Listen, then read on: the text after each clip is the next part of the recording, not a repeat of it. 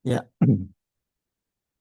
gerak datang dan gerak kembali.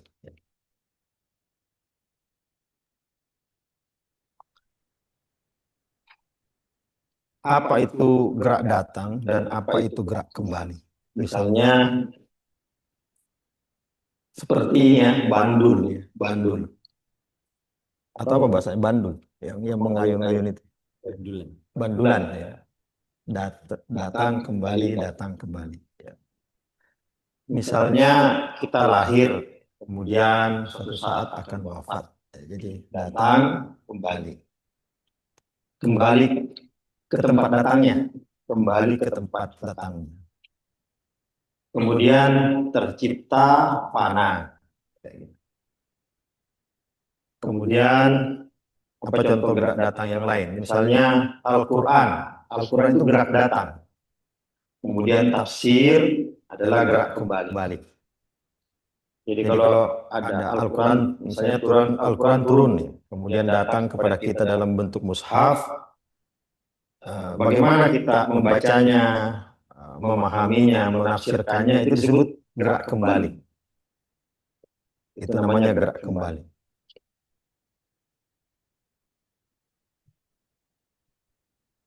Atau misalnya Rahman dan Rahim. Rahman dan Rahim. Rahman itu gerak datang, Rahim itu gerak kembali. Rahim itu gerak kembali. Apa yang dimaksud Rahman gerak datang dan Rahim gerak kembali? Yaitu bahwa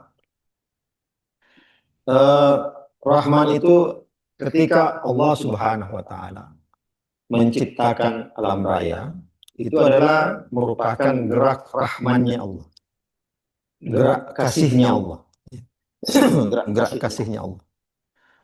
Nah, bagaimana kita merespon, bagaimana kita bersikap terhadap penciptaan alam raya itu, maka itu namanya gerak rahim, ya gerak rahim, gerak cinta, ya gerak eh, sayang ya kepada alam raya.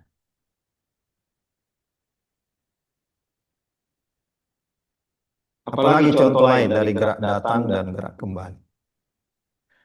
Ya, misalnya penciptaan. Ya, penciptaan ini alam raya adalah gerak datang. Sedangkan nanti jika terjadi kiamat, nah itu adalah gerak kembali. Ya, gerak kembali. Atau contoh lain, gerak gerak datang itu nikmat. Kita apa yang kita rasakan kenikmatan, maka itu gerak datang. Syukur adalah gerak kembali. Ya, bagaimana merespon nikmat kita.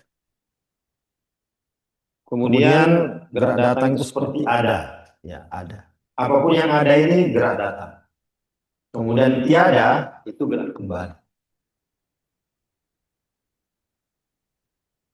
Contoh lain misalnya eh, Tuhan Allah Subhanahu wa taala. Allah adalah gerak datang, hamba adalah gerak kembali. Jadi penghambaan kita kepada Allah adalah respon kita terhadap kehadiran Allah Subhanahu wa taala. Nah, kalau dalam zikir, zikir itu adalah juga gerak kembali. Ya. Ada peristiwa, kemudian zikir adalah gerak kembali, ya, gerak yang merespon kejadian peristiwa itu. Ya, itu contoh-contoh apa itu gerak datang dan apa itu gerak kembali. Di dalam kalau kita melihat surah Al-Fatihah, surah Al-Fatihah itu isinya adalah gerak datang dan gerak kembali. Apa sudah beredar tafsirnya Guru Pak Nasarudin Umar? Udah. Belum, Belum nyampe Al-Hidayah? belum. Ya, belum nyampe. Saya kemarin dikasih, tapi tante saya minta, ya saya kasih ke tante saya. Jadi saya sendiri juga tidak punya tafsirnya. Apa nama tafsirnya itu? Tafsir Najdah, kalau nggak salah. Tafsir Najdah. Kabarnya itu isinya adalah segini tebalnya, lebar, dan tafsirnya surah Al-Fatihah. Ya, tentang surah Al-Fatihah.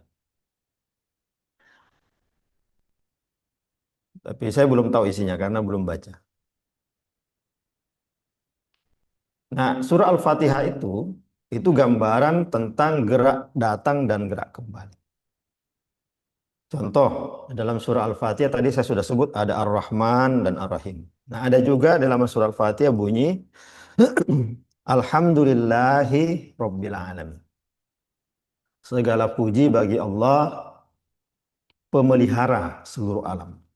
Nah, Allah sebagai pemelihara, sebagai pencipta, itu adalah gerak datang. Ya, gerak datang. Adapun ketika kita mengatakan, ya, apapun yang datang dari Allah itu, kemudian kita bersyukur atas kedatangannya, lalu kita mengatakan Alhamdulillahirabbil alamin, maka Alhamdulillahirabbil alamin yang pertama tadi adalah gerak datang, ya, segala hal yang datang dari Allah. Sedangkan Alhamdulillahirabbil alamin ketika kita meresponnya, kemudian mengatakannya, maka itu adalah gerak kembali, ya, gerak yang merespon Allah sebagai pemelihara seluruh alam.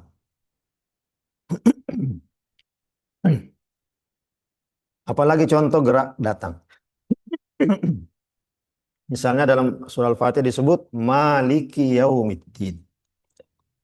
Ya, Maliki Yaumiddin yang pemilik, ya, penguasa hari pembalasan atau hari kebangkitan. Apa gerak kembali daripada Maliki Yaumiddin? Yaitu Iyyaka na'budu wa iyyaka nasta'in.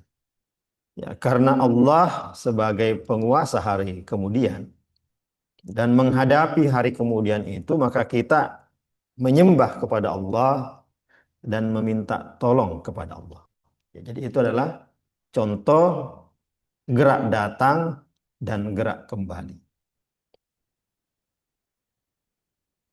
Kemudian kalau ihdinas siratal mustaqim, apakah gerak datang atau gerak kembali? Ihdinas siratal mustaqim itu bagian dari iyyaka nasta'in. Iyyaka nasta'in. Kita meminta kepada Allah Subhanahu wa taala apa? Ya, berilah kami jalan yang lurus. Ya, jalan yang lurus itu adalah gerak kembali. Ya, respon terhadap bahwa Allah adalah maaf.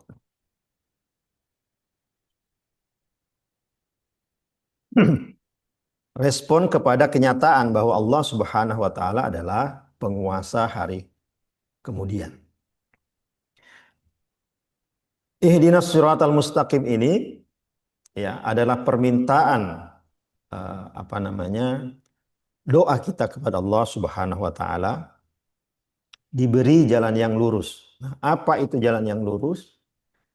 Jalan yang lurus adalah kita bermohon kepada Allah agar respon kita atau gerak kembali kita adalah gerak kembali yang benar, ya, bukan gerak kembali yang salah. Jadi respon kita, permintaan kita kepada Allah Subhanahu wa taala, ihdinas siratal mustaqim, yang terjemahannya adalah berilah kami jalan yang lurus atau tunjukilah kami jalan yang lurus. Tapi isinya adalah, ya Allah, Engkau adalah penguasa seluruh alam. Engkau adalah penguasa hari kemudian. Karena itu kepadamu kami menyembah dan kepadamu kami minta pertolongan. Nah, pertolongannya apa? Tolonglah kami, tunjukilah kami jalan yang lurus. Apa itu jalan yang lurus? Adalah cara merespon segala hal yang kami alami dengan merespon yang benar. Ya, merespon yang benar. Nah, respon yang benar dalam surah Al-Fatihah disebut siratal mustaqim. Apakah ada respon yang keliru? Ya ada. Ada respon yang keliru. Ya, ketika kita merespon nikmat dengan keliru, ya. Misalnya istilahnya kufur nikmat, maka itu bukan siratal mustaqim. Ketika kita memiliki harta sebagai pemberian atau gerak datang dari Allah Subhanahu wa taala, tetapi gerak kembali versi kita, ya, kita menyia-nyiakan itu, kita boroskan itu, kita tidak manfaatkan untuk hal-hal yang penting, maka kita tidak sedang melalui siratal mustaqim. Bukan siratal mustaqim yang kita jalani. Jadi itu contoh gerak datang dan gerak kembali sebagaimana ada di dalam surah Al-Fatihah. Jadi pada dasarnya segala yang terjadi ini yang kita alami ada dua saja, gerak datang dan gerak kembali. Mari kita lihat beberapa ayat dalam Al-Quran yang berbicara tentang hal ini. Di dalam Al-Quran ada disebutkan di dalam surah Al-Baqarah ayat 156. Di situ disebutkan qalu inna lillah wa inna ilaihi raji'un. Apa potongan ayat sebelumnya itu? Idza asabathum musibah ya. Apabila datang sesuatu ya, sesuatu. Dalam Al-Quran musibah itu tidak harus berarti buruk ya. Karena ada musibah yang berarti baik. Jadi musibah itu artinya apapun yang datang, ya, apapun yang terjadi itu disebut musibah. Nah, ketika itu terjadi, maka umat Islam yang baik akan berkata, Inna lillah wa inna ilaihi raji'un. Sesungguhnya kita ini adalah milik Allah. Jadi apapun yang terjadi itu adalah gerak datang kepada Allah, dari Allah, ya, gerak datang dari Allah. Nah, karena semuanya adalah gerak datang dari Allah, wa inna ilaihi raji'un. Maka kita bermohon kepada Allah Subhanahu wa taala agar kita merespon ya segala sesuatu itu dalam konteks ya, dalam niat ya, dalam keteguhan hati ya bahwa kita meresponnya dengan baik. Kita meresponnya dengan baik. Tadi sama dengan dinas siratal mustaqim. Tunjukilah kami jalan yang lurus. Jadi wa inna ilaihi raji'un maksudnya adalah ya kita pasti akan merespon itu dengan baik. Kita merespon itu dengan baik. Sama dengan kemudian di dalam ayat yang lainnya, di dalam surah At-Taubah ya, disebutkan di surah At-Taubah ayat 9, surah 9 ayat 36 disebutkan waqatilul musyrikina kaffah kama yuqatilunakum kaffah. Dan perangilah orang-orang musyrik semuanya sebagaimana mereka pun memerangi kamu semuanya. Kalau kita membaca ayat ini, biasanya secara umum ya umat Islam membacanya dengan wah, kalau ada orang musyrik kita bunuh aja ya. Misalnya kita keluar dari Masjid Al-Hidayah, di depan masjid kita ketemu orang musyrik. Kita bunuh nggak? Dibunuh nggak orang musyrik kalau ada di depan kita? Ya, ada yang membunuhnya. Ya, kenapa? Ya, alasannya ya Al-Quran mengatakan begitu kan? Waqatilul musyrikina kaffah. Bukan hanya al-musyrikin, ada tambahan lagi kafah. Kafah itu artinya semuanya, ya jangan disisakan. Kama yuqatilunakum kafah. Sebagaimana mereka membunuhmu, memerangimu. Ya tetapi ayat ini sungguhnya berarti contoh dari cara gerak kembali yang benar. Ya, ini adalah cara gerak kembali yang benar. Cara merespon gerak datang. Nah, apa itu gerak datang? Ya, dalam ayat ini apa? Gerak datang dalam ayat ini adalah al-musyrikin, ya, al-musyrikun. Apa itu gerak datang dalam bentuk al-musyrikun atau al-musyrikin? Yaitu bahwa ya, bahwa segala yang datang ini yang kita lihat, yang kita rasakan semuanya itu berpotensi untuk membuat kita syirik kepada Allah Subhanahu wa taala. Apapun itu. Ya, apapun itu. Kita punya harta misalnya. Apakah harta itu bisa membuat kita syirik? Iya, sangat berpotensi membuat kita syirik kepada Allah Subhanahu wa taala. Kalau di dalam Al-Qur'an disebutkan alladzi jama'a malan wa addada, yang mengumpulkan harta dan Semuanya menghitung-hitung. pakai Kemudian selimut dan sarung. yahsabu anna malahu Dingin akhlad, dari dan mengira Apa pakai celana bahwa panjang? harta itu akan selimut mengekalkannya. dan sarung. Lah itu Oh, kan itu yang musyrik. kedua. Kenapa musyrik? Karena menganggap hartanya bisa mengekalkan dia. Padahal hanya Allah Subhanahu wa taala yang bisa mampu mengekalkan kita, ya. Hanya Allah Subhanahu wa taala, bukan yang lain, bukan harta. Jadi sesungguhnya di dalam setiap hari kita itu diserbu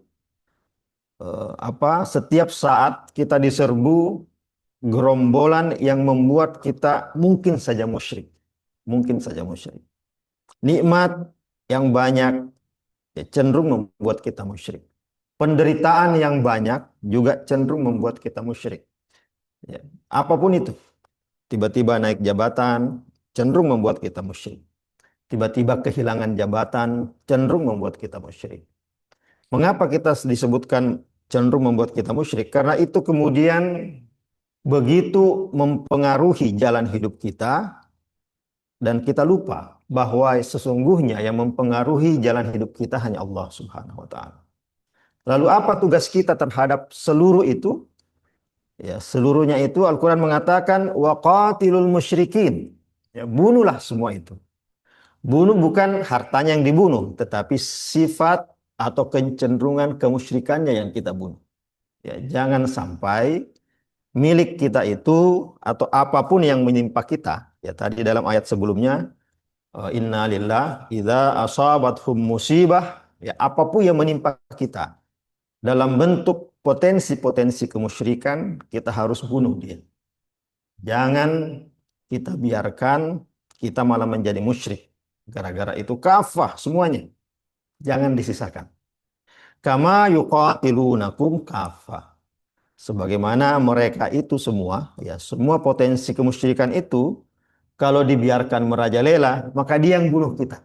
Ya, dialah yang membuat kita mati. Ya, mati ini bukan kita mati nyawa kita hilang, ya. Bukan nyawa kita yang, tetapi hati kita yang mati.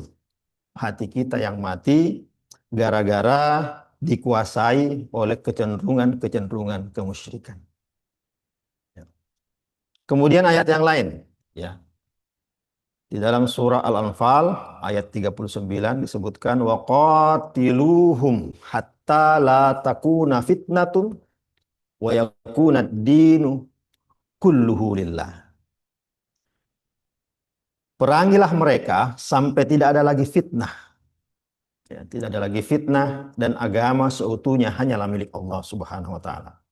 Yang dimaksud dibunuh di sini, diperangi di sini, ya dimusuhi di sini ya tadi sama.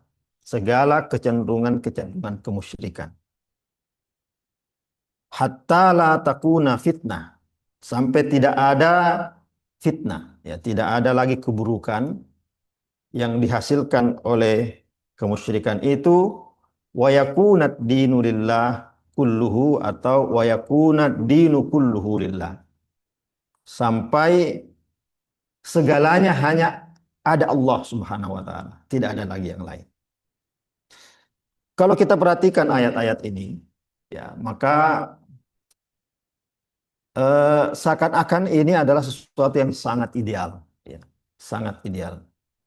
Kita kemudian tidak lagi terpengaruh oleh harta kita. Itu kan sangat ideal. Kita tidak lagi dipengaruhi oleh kebaikan-kebaikan yang datang kepada kita. Itu kan sangat ideal. Atau sebaliknya, kita tidak lagi dipengaruhi oleh keburukan-keburukan yang menimpa kita. Itu kan sangat ideal. Sampai suatu hari ya, di waktu saya kecil ya, ada pengajian di kampung saya. Ada seorang jamaah yang bertanya ya kepada Pak Kiai yang lagi pengajian.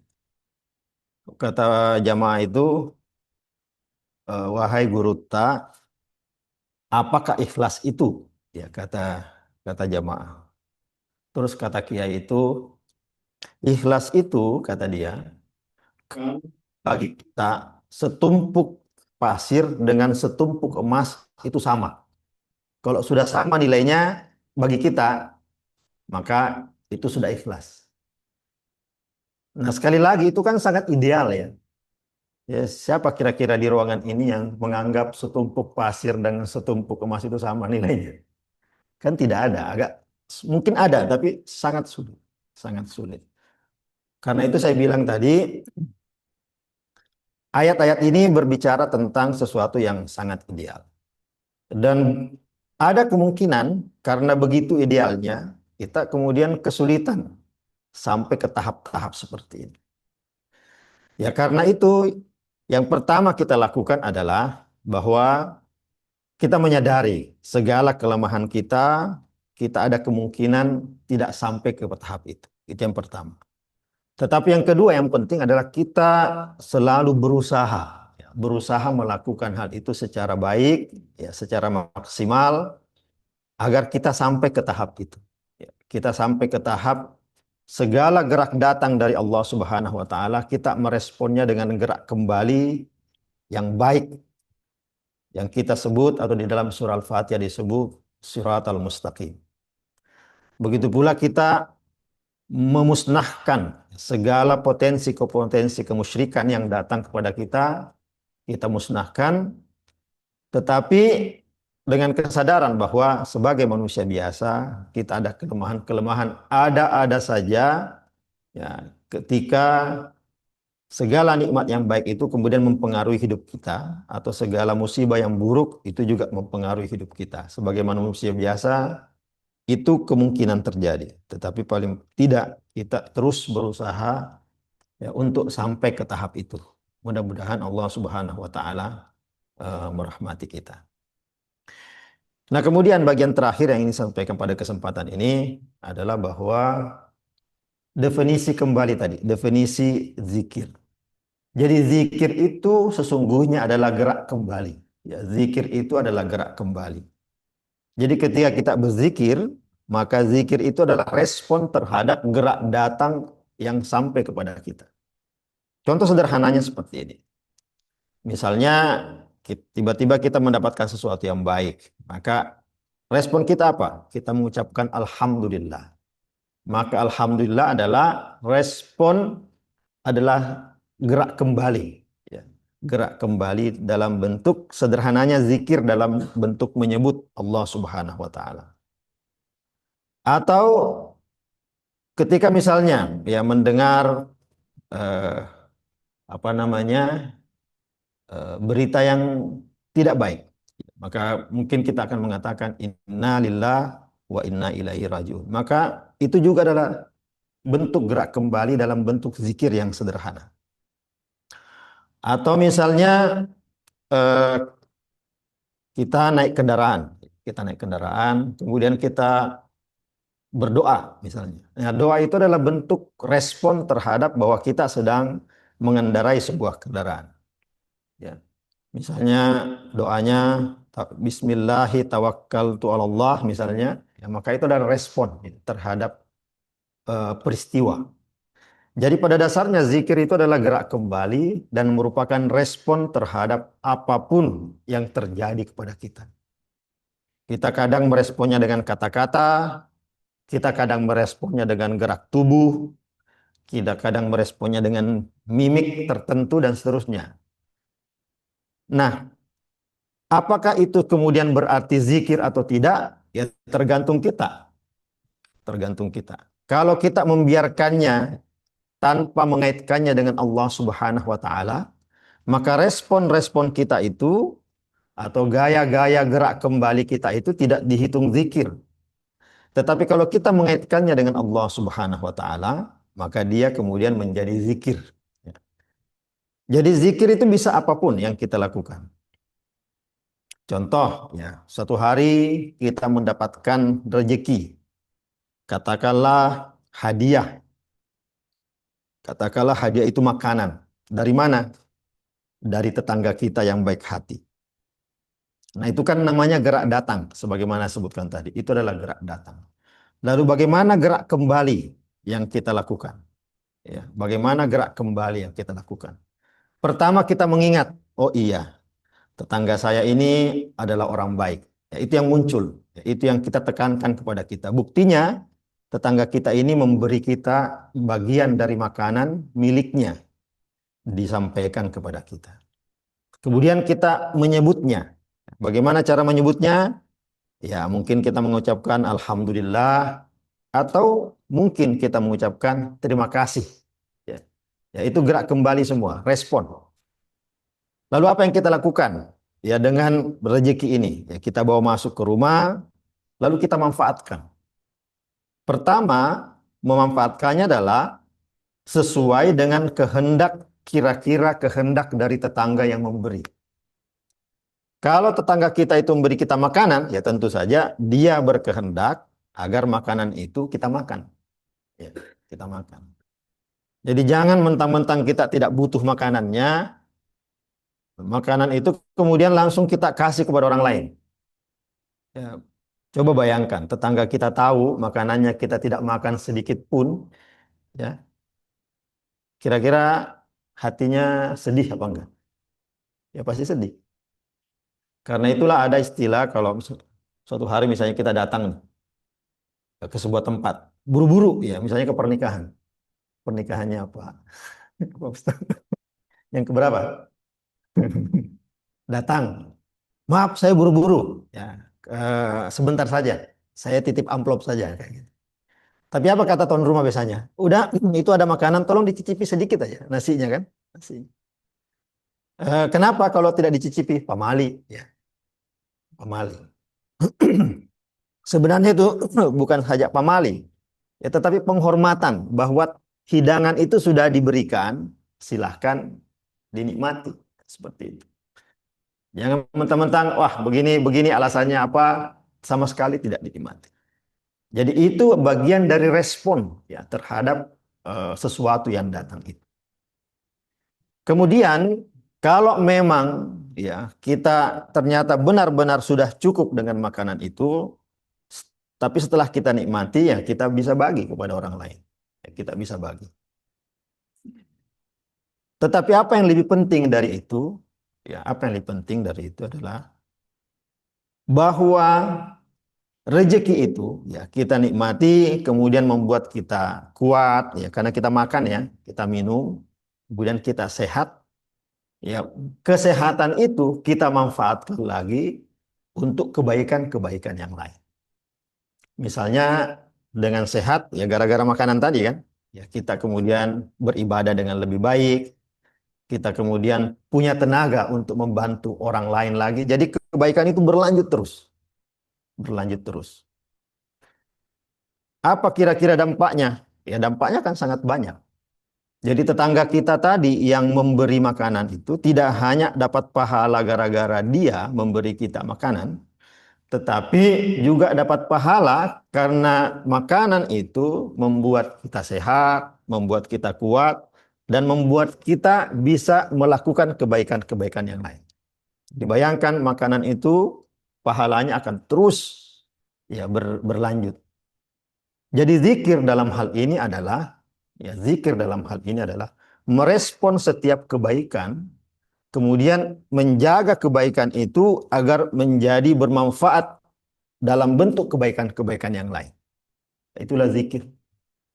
Itulah zikir. Itulah respon. Itulah gerak kembali. Jadi zikir dalam hal ini tidak sesempit subhanallah walhamdulillah wala ilaha illallah. Bukan, tidak sesempit itu. Ya, respon terhadap apapun yang terjadi, ya, itu adalah zikir. Tapi sekali lagi, kita harus kaitkan ini dengan Allah Subhanahu wa taala. Karena kalau tidak dikaitkan dengan Allah, meskipun itu adalah perbuatan baik, tidak dianggap zikir, tidak dianggap mengingat. Karena tidak dikaitkan dengan yang kita ingat. Yang kita ingatkan Allah Subhanahu wa taala.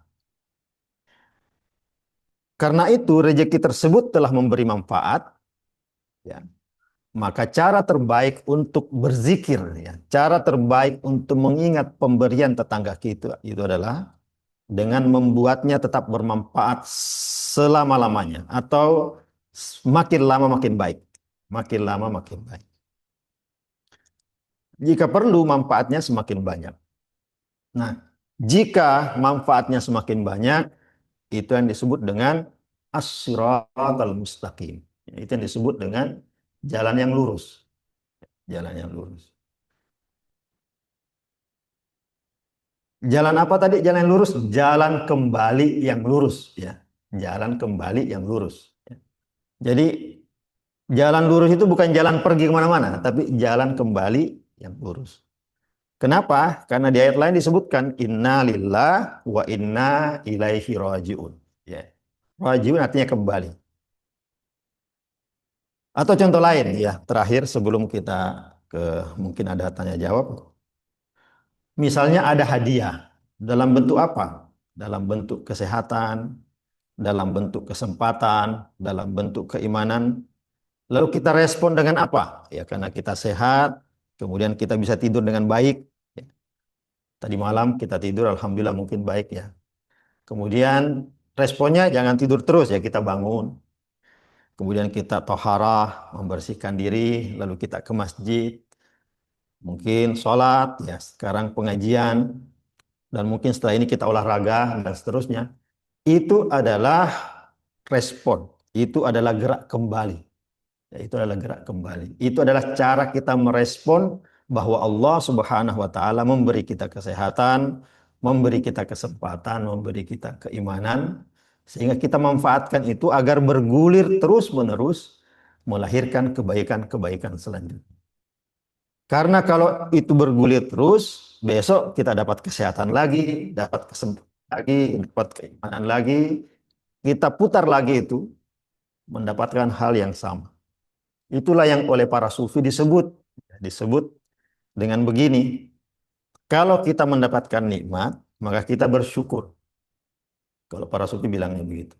Nah, setelah itu kita bersyukur lagi. Bersyukurnya kenapa? Karena kita sempat bersyukur. Ya. Terus kita bersyukur lagi. Kenapa? Karena kita sempat bersyukur tadi lagi. Ya. Terus begitu seterusnya. Mungkin agak susah dipahami kalau begitu. Tapi yang sederhananya seperti ini. Kita diberi kesehatan, kita diberi kesempatan, kita diberi keimanan, ya kita respon dengan tidur, istirahat, kemudian bangun lagi, kemudian taharah lagi, ke masjid lagi, sholat lagi, olahraga lagi, ya, silaturahmi lagi. Itu kemudian membuat kita sehat lagi, berkesempatan lagi, berkeimanan lagi, dan seterusnya. Nah, itulah zikir yang dimaksud pada kesempatan ini. Mudah-mudahan ada manfaatnya. Assalamualaikum warahmatullahi wabarakatuh. Waalaikumsalam warahmatullahi wabarakatuh. Alhamdulillah, Bapak dan Ibu yang dirahmati Allah. Demikian materi yang disampaikan oleh guru kita pada subuh ini. Eh, Zikir dalam konteks yang luas, tidak hanya melafalkan kalimat-kalimat thayyibah yang kita senantiasa membacakannya, baik ketika kita setelah sholat, namun zikir adalah eh, senantiasa melekatkan hati kita, pikiran kita kepada Allah Subhanahu wa Ta'ala dalam konteks kita merespon dari kehadiran Allah Subhanahu wa Ta'ala yang beliau sebut dalam tema kajian pagi ini adalah datang dan kembali. Ya, dari apa yang disampaikan silahkan ada hal-hal yang ingin ditanyakan. Ibu-ibu, Pak Rudi, ntar kalau ada yang tanya Pak Mega yang dulu. Monggo. Dipaksa. Assalamualaikum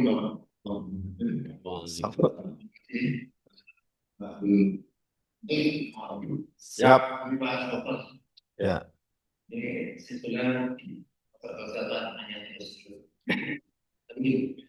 Kalau bertanya itu gerak kembali namanya. Ya, gerak kembali. Kalau gerak datang, saya kira kan dari gerak kembali. Ini potensi pengaruh setan tentang gerak kembali gede. Iya, ya. Dan mungkin ada di mana-mana, termasuk di masjid atau sekolah dan sebagainya. Termasuk kalau saya nanya ini kemudian Iya, iya. Supaya gerak kembali itu supaya apa namanya sesuai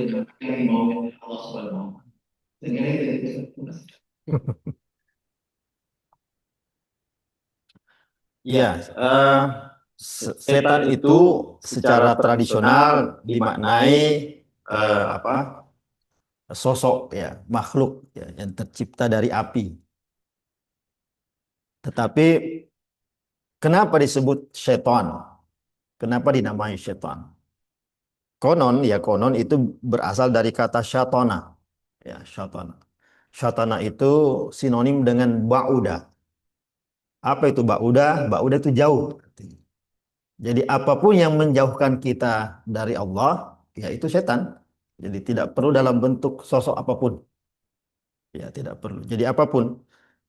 Sehingga bahkan tadi disebut ya, sholat pun bisa bisa menjadi setan. Apabila itu malah menjauhkan kita dari Allah Subhanahu wa taala. Nah, kalau perbuatan-perbuatan buruk ya tidak usah dijelaskan, memang pasti menjauhkan. Tetapi perbuatan-perbuatan baik pun bisa menjauhkan kita dari Allah. Dalam Al-Qur'an ya ada contohnya, misalnya alladzina hum an sholatihim sahun. Berarti kan sholatnya yang menjauhkan dia kan. Alladzina hum yura'un. Jadi apapun itu pada dasarnya bisa menjadi setan. Apapun itu pada dasarnya bisa menjadi setan. Nah, pertanyaannya tadi adalah bagaimana agar itu tidak menjadi setan? Ya, bagaimana agar itu tidak menjadi setan? Nah, kalau dalam konteks pengajian kita pada hari ini, ya kita kembali ke istilah tadi, gerak kembali, ya, gerak kembali. Nah, apapun yang terjadi itu kita tidak bisa tidak bisa atau tidak mampu mengendalikan. Semua gerak datang itu kita tidak bisa kendalikan, tidak bisa kendalikan. Yang kita tanda petik juga ini, bisa kendalikan adalah gerak kembalinya. Itu yang bisa kita tanda petik kendalikan. Itu pun walaupun demikian ya kita tetap meyakini ini hanya la haula wala quwata illa billah. Ya, la haula wala quwata illa billah. Tidak ada daya dan tidak upaya kecuali Allah. Tapi tanda petik kita bisa kendalikan. Tidak. Kita bisa kendalikan geraknya, gerak kembalinya. Respon kita ya terhadap apa yang terjadi itu tanda petik bisa kita kendalikan, walaupun kalau kita renung-renungkan ya nggak bisa juga kita kendalikan ya kita. Nah, lewat pertama adalah dengan cara memperbaiki cara berpikirnya, cara berpikir kita. Cara berpikir yang pertama kita lakukan adalah bahwa ini semua dari Allah, tidak ada yang tidak dari Allah. Penekanan segalanya dari Allah itu bukan pada hanya bahwa ini milik Allah ya, bukan. Tetapi bahwa di baliknya ini ada Allah.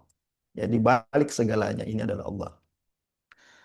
Nah, pertama itu ya segalanya. Nah, karena itu ya karena segalanya berasal dari Allah atau di balik segala ini adalah Allah Subhanahu wa taala, maka bahwa itu paling tidak ya bermakna dua, baik dan buruk, maka semuanya berasal dari Allah. Nah, dimulai dari situlah ya kita cara meresponnya. Mudah-mudahan dengan meyakini itu, cara berpikir seperti itu kita mulai melihat bahwa ini dari Allah Subhanahu wa taala. Ya. Nah, mudah-mudahan dengan memahami bahwa itu berasal dari Allah, maka respon kita menjadi baik. Ya, baik. Tetapi meskipun kita sudah memagari, kita sudah meyakini, kita sudah bikin mindset bahwa segalanya dari Allah, apakah itu otomatis kemudian kita meresponnya dengan baik? Ya belum tentu, ya belum tentu. Kenapa belum tentu? Ini adalah pekerjaan seumur hidup. Ya bukan sesuatu yang tiba-tiba jadi, bukan sesuatu yang tiba-tiba jadi. Dia harus menjadi kebiasaan. Dia harus dilakukan dengan terus-terus melakukan latihan. Karena kita tidak bisa menganggap bahwa perbuatan menjadi orang baik adalah kita bisa lakukan dalam pelatihan 3 hari. Ya. Misalnya lewat ISQ. Nggak bisa. Dia harus seumur hidup kita. Karena itulah ibadah itu juga seumur hidup. Misalnya sholat seumur hidup. Kiai Syakir kan orang baik ya, tapi apakah masih perlu salat atau tidak? Ya perlu. Kenapa perlu salat? Ya karena tadi menjadi baik itu adalah proses seumur hidup ya, tidak hanya sekali dalam waktu misalnya pelatihan 7 bulan, pelatihan 9 bulan dan seterusnya, tidak. Jadi saya kira itu yang perlu ya. Yang perlu. Pertama, meyakini itu adalah di balik segala hal adalah Allah Subhanahu wa taala. kemudian melakukannya terus-menerus tanpa pernah berhenti. Hari ini kita gagal, besok lanjut lagi. Gagal, besok lanjut lagi. Hari ini berdosa, tobat lagi. Hari ini berdosa, tobat lagi. Terus terus seperti itu. Nah, sampai kita hatta ya'tiya kal yakin, sampai akhirnya kita harus mempertanggungjawabkan segalanya di hadapan Allah Subhanahu wa taala. Mungkin seperti itu ya. Oh, Ya, nyambung. silakan. Masih dibuka.